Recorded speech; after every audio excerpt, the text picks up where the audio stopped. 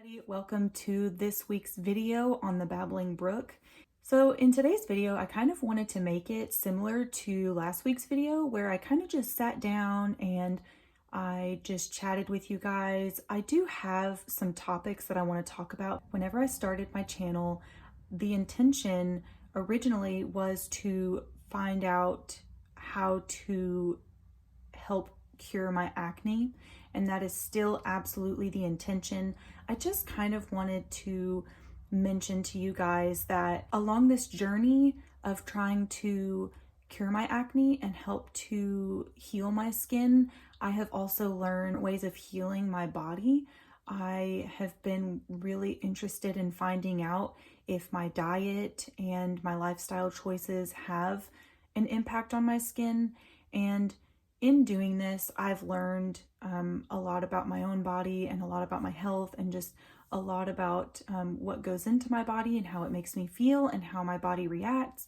And it's been kind of a fun and also confusing and just informative journey so far. And I feel like I've literally just scratched the surface of the things that I would like to learn and the things that I would like to find out for myself and test for myself. But I just kind of wanted to get on here and talk to you guys about how my intention to cure my acne and find out how to help it go away was kind of just whatever I needed to do to make that happen. And initially I thought that topical treatments were going to be the answer, and I just needed to find which ones were going to be that answer.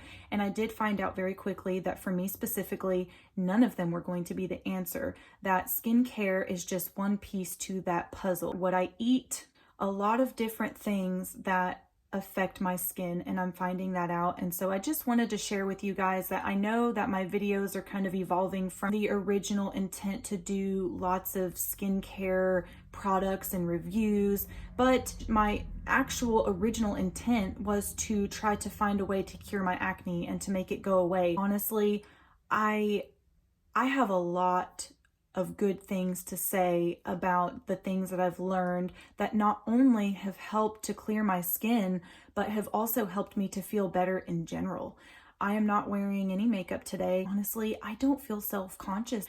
Normally I would want to be dressed and, cover up all of my scars, which are fading slowly. That's going to take time, but it seems that eating better has definitely helped to clear my skin. I can't get on here and not talk to you guys about how eating better has just helped me feel better in general. I'm so much more happy. I have so much more energy. My skin is obviously getting better. I just feel that my all-around well-being has changed. There are just some new things that I've learned that I really kind of wanted to talk about, and I guess maybe give my opinion on and kind of let you guys know how I will or will not be implementing certain things into my routine and or diet. One specific thing that I wanted to talk about today that's kind of been weighing heavily on my mind is intuitive eating. So I was listening to a podcast this week, and it was a doctor and his son who was also a doctor. They were both physicians, and they were talking about eating and how it affects your body and really how it affects your brain, it was super, super interesting to listen to. And in this conversation, he was talking about food and how we can become addicted to food. And he said a word that I had never heard before and immediately got me really interested. He mentioned hyperpalatable foods. It just means that the food tastes good. So I was thinking that this was going to be so much more complicated than it was. And it was not. It just means that the food is engineered to taste delicious, and it works because they are yummy things. The thing that I've just been really pondering on is how these hyperpalatable foods have control over us, and how I can work on not letting those foods have control over my body so that intuitive eating can become realistic for me. This family member and I have talked a little bit about intuitive eating and how when you first hear intuitive eating and people tell you, oh, it's how you listen to your body and you eat what it tells you to eat. And we just had to have a chuckle about it. As I mentioned in my last video, I don't realistically think that I'm never going to eat something bad again. And since then, I have eaten things that are considered bad. And that's kind of where I want to go with this today, is kind of trying to figure out, well, how do I know to give my body what it wants? And how do I get to a point where I can train my body to not want these things that aren't very nutritious for me all the time? And here's where I think unpopular opinion fits in. And it is not an uncommon thing for people to overeat and overindulge. And just because I might not be obese doesn't mean that overeating isn't a problem and isn't something that I should avoid. I just can't sit here and say that eating a greasy hamburger is bad for you. It is. I can't sit here and say that eating something that has scientifically been proven to increase the risk of cardiovascular disease and diabetes and obesity and all of these other issues, how can I sit here and say that you should allow yourself to eat those things whenever you want to, because you shouldn't use all of these diet terms? And on the flip side, I don't think that it's safe to say that you should restrict yourself altogether and just never eat any of these bad things, because as I said in my last video, restricting myself from certain things only caused me to binge. Whenever you do that, whenever you're in this struggle, this battle with food, and you're constantly in that cycle of saying, I'm not going to eat this anymore, and then eventually you just give up and you eat it, you're giving food the power. I think that it is a very unhealthy relationship with food to deprive yourself and then to binge and then to feel bad. So that part of the whole intuitive eating,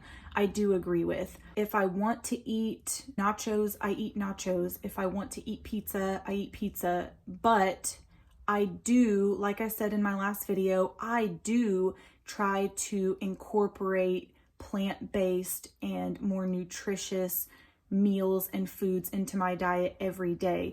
And the more that I do that, the better that I feel. The more of these things I implement into my diet, the better my skin gets and the more energy that I have.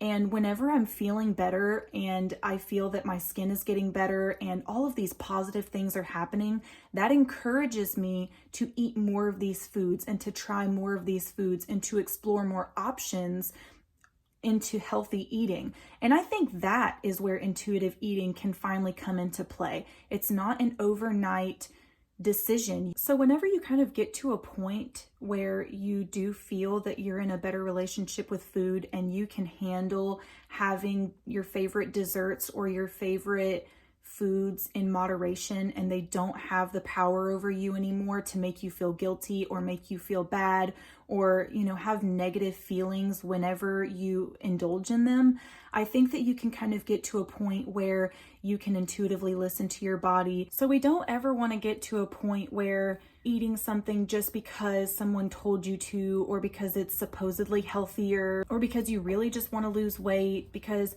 I definitely agree with the fact that you can become resentful. Then you start that cycle of resentment and it can just lead to a really unhealthy relationship with your food. So a couple of things that I definitely do agree with. One is ditching the diet mentality, because I think that depriving yourself is going to put you in that negative mind space. Instead of thinking about all of the new and delicious foods that you can be eating and just trying, you're so hyper focused on being upset that you can't have these certain foods. I do agree that eating certain foods is going to be bad for your health.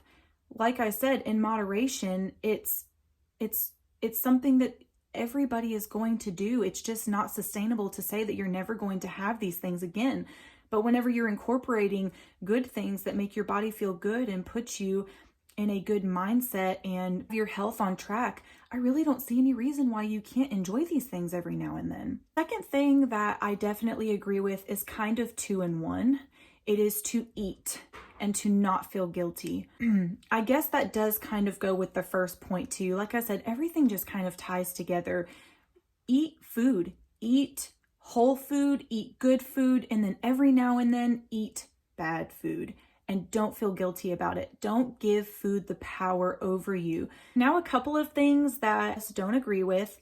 Number one is not rewarding yourself with food.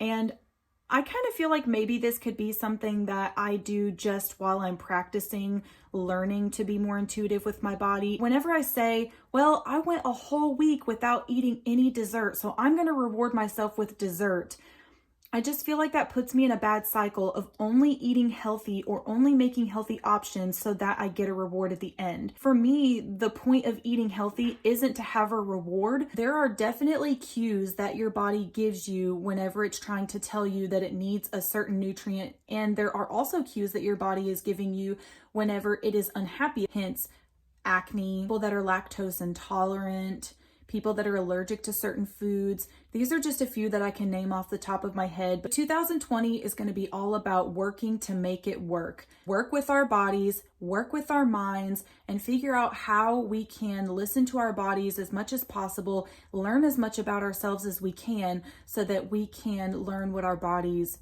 want us to give to it. Hey everybody, I think that's going to be it for today's video. I really hope that this didn't muddy any waters or make anything any more confusing than it already is, because I don't know about you guys, but just trying to figure out what you should eat, what you should not eat, what's good, what's bad, what's healthy, what's not. First of all, the opinions of doctors and people and scientists, it changes every day. And every day it seems like there's something that you should eat or you shouldn't eat. And for me, it just becomes more and more confusing and more cloudy what I should and should not be doing.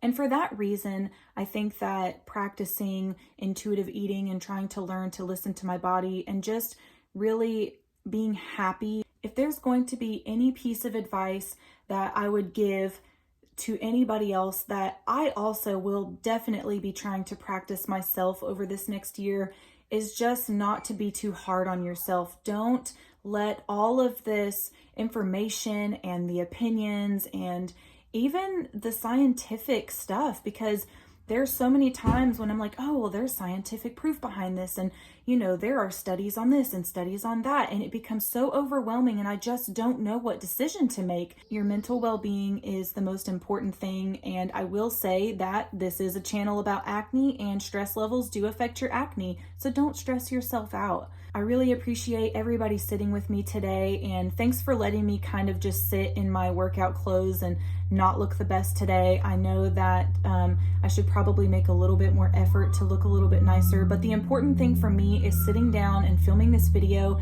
talking to everybody, giving you guys updates and kind of letting you in on what's been going on in my mind. And I've been really just wanting to film this video for like the past 3 days, and it seems like every time I sit down to do it, something goes wrong, and I was determined to get it done no matter how I had to get it done. So, and of course, as always, I encourage you guys to leave me a comment below letting me know what you guys think. What are your opinions? What has worked for you and what hasn't worked for you? Thanks again, everybody, and I will see you guys all in next week's video.